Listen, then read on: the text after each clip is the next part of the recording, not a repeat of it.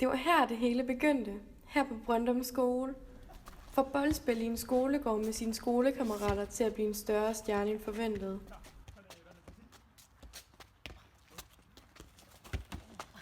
Hvad synes I om Christian?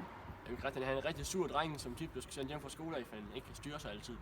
Ja, han har mange aggressionsproblemer, sådan både uden for banen og i banen, eller inden for banen. Ja, lidt den er jo spillet mod FCK der. Ja. Og han var galt, han gjorde. Ja, også på dommeren også. Ja, helt vildt. Nogle gange så stikker det helt af for ham, så. Ja, han kan altid styre lige meget. Nej, men udover det, så er han rigtig god til fodbold, og en rigtig god ven. Ja.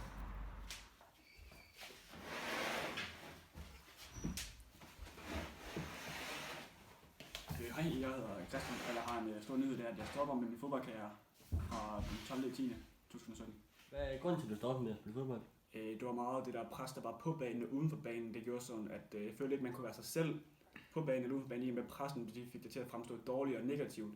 Selvfølgelig at jeg ikke kunne præstere optimalt på nogle punkter, så derfor har jeg så valgt at prøve at sådan redemption-rejse og prøve at finde mig selv igen, for at finde ud af, hvad jeg så gør i fremtiden. Du flyttede hjem til din træner på et tidspunkt. Hvorfor gjorde du det?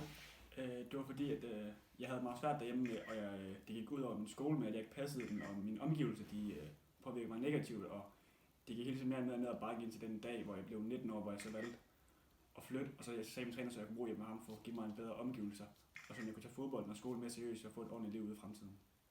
Jamen Christian han flyttede hjemme til mig, da han blev 19, fordi han gerne ville flytte hjemmefra, og så tilbød jeg, at han kunne flytte hjem til mig, så han kom væk fra det hårde, barske miljø, så han egentlig kunne begynde at koncentrere sig om hans fodbold og hans skole. Og det kunne man egentlig se, at det hjalp ret hurtigt på ham, men han allerede der begyndte at koncentrere sig om skolen, og han udviklede sig rigtig meget som fodboldspiller. Så jeg tror, det var rigtig godt for ham, at han sådan fik lov til at få lidt ro på og komme lidt væk fra det hele og kunne med ham selv. Christian og jeg er opvokset i et meget, meget hårdt kvarter, hvor Christians far han forlod os, da Christian var meget ung. Christian han har ligesom sådan blevet påvirket af de andre mennesker i kvarteret, hvor han måske er kommet ud i lidt noget lort. Selvom at jeg prøvede at få ham til at ikke at komme ud i det, så endte det med, at han kom ud i det alligevel. Og det er selvfølgelig rigtig ked af det over, og det har påvirket Christian rigtig meget. Men så heldigvis så fandt han ud af, at igennem fodbold, der kunne han ligesom sådan komme af med sine aggressioner og ligesom få det lidt bedre med sig selv. Hvordan var Christians adfærd? Christians adfærd, den var meget dårlig, blev det i hvert fald. Fordi han begyndte at omgås de forkerte mennesker, og han kom ud i nogle problemer tit. Der var en episode, hvor han stjal noget i en butik, og hvor jeg så tog skraldet for ham, og hvor han blev opdaget, og så fik jeg så talt butikschefen fra, at han skulle anmeldes, fordi ellers ville det virkelig være noget lort for hans fodboldkarriere. Hvorfor fortjente Christian det? Fordi at jeg var en god ven dengang, og Christian, jeg ville hjælpe ham med at komme videre med en fodbold, og det ville i hvert fald ikke være særlig godt, hvis han blev taget i at stjæle et eller andet fra en butik. Så.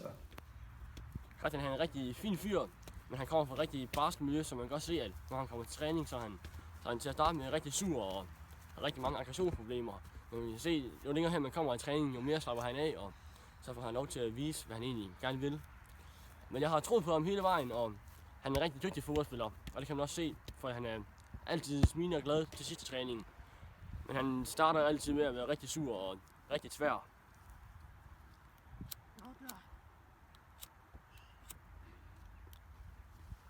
Og derved så kan man se, at han har et rigtig stort potentiale, fordi han rigtig gerne vil det, og han kæmper rigtig meget mere end alle andre de gør. Og det er jeg rigtig glad for at få lov til at træne ham.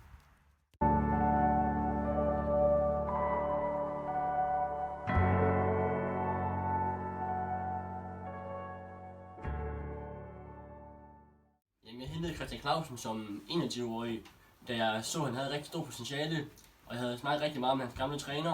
Og der kan man se, at ham og hans træner de havde et rigtig godt tæt bånd, som han ikke rigtig har haft med nogen andre trænere før.